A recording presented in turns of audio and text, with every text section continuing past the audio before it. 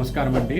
నా పేరు doctor RMP Shetty. జ్యోతిష్ శాస్త్ర విభాగంలో గత కొన్ని సంవత్సరాలుగా అనేక విషయాలు మీకు తెలుపుతూ వస్తున్నాను. మీరు చూస్తున్నారు, అనుసరిస్తున్నారు, లాభపడ్డారు. చాలా సంతోషంగా ఉంది.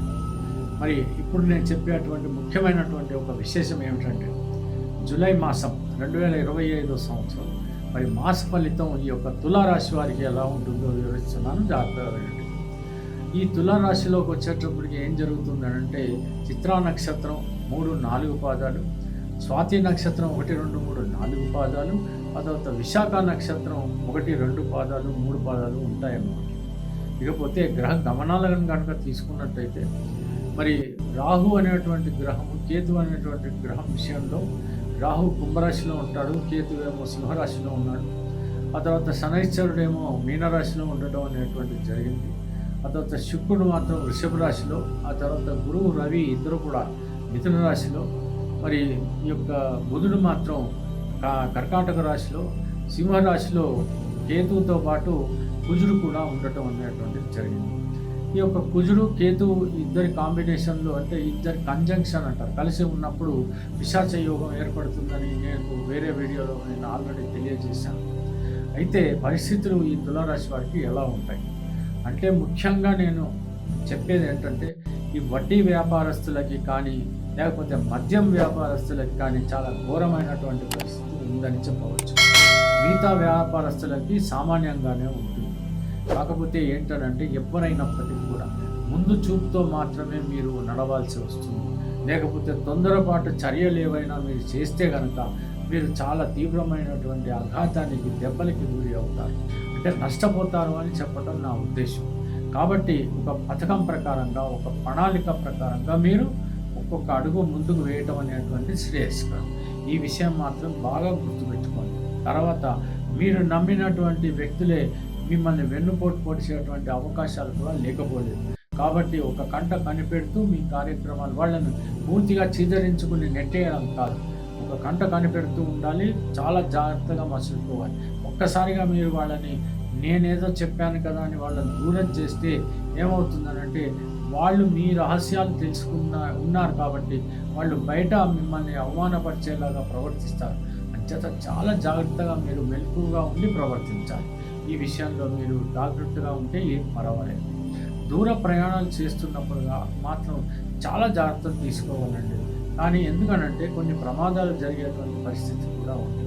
ఎందుకని అంటే, నేను ఆల్రెడీ చెప్పుకున్నాను, ఏ రాశి వాళ్ళకైనా పిశాచ యోగం అనేటువంటిది ఖచ్చితంగా అప్లై అవుతుందని చెప్తాను. కాబట్టి మీరు కూడా ప్రయాణాల విషయం దీంట్లో జాగ్రత్తగా ఉండాలి.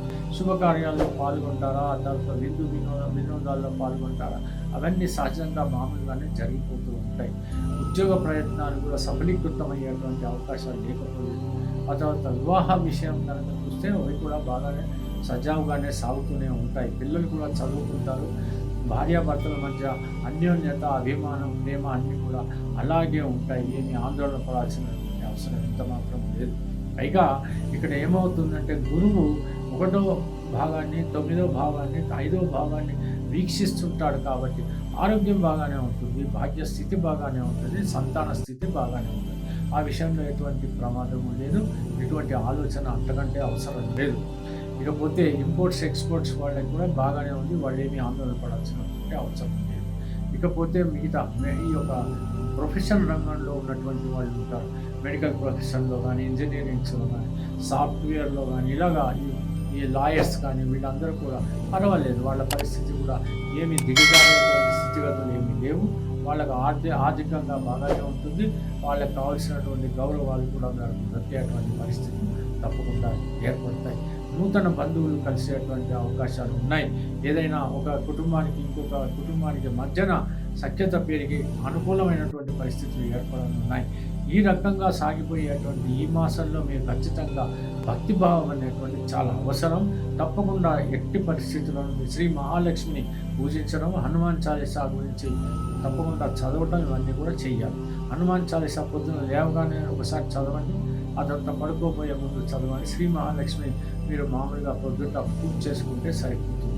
కావలిస్తే ఏంటంటే వెంకటేశ్వర స్వామిని కూడా పూజించుకోవచ్చు, లేదా శ్రీ మహాలక్ష్మి ఎవరినైనా మీరు పూజ చేసుకున్నటువంటి ఆర్థిక సౌలభ్యం అనేటువంటి కలుగుతుంది, ప్రశాంతత పెరుగుతుంది. ఆ రకంగా మీరు ముందుకు సాగేటువంటి అవకాశాలు ఈ మంత్ అంతా ఉంటాయి.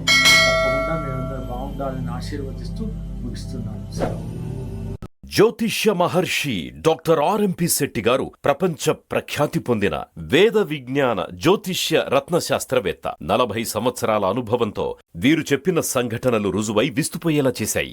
Indian institute of oriental heritage Calcutta, America astrologers federation USA వీరిని గౌరవ డాక్టరేట్ తో సత్కరించాయి. దేశ విదేశాలలో పలు రంగాలలోని ప్రముఖులు వీరి సలహాలు పొంది ఉన్నారు. వివరాలకు 9014378474 9618600074.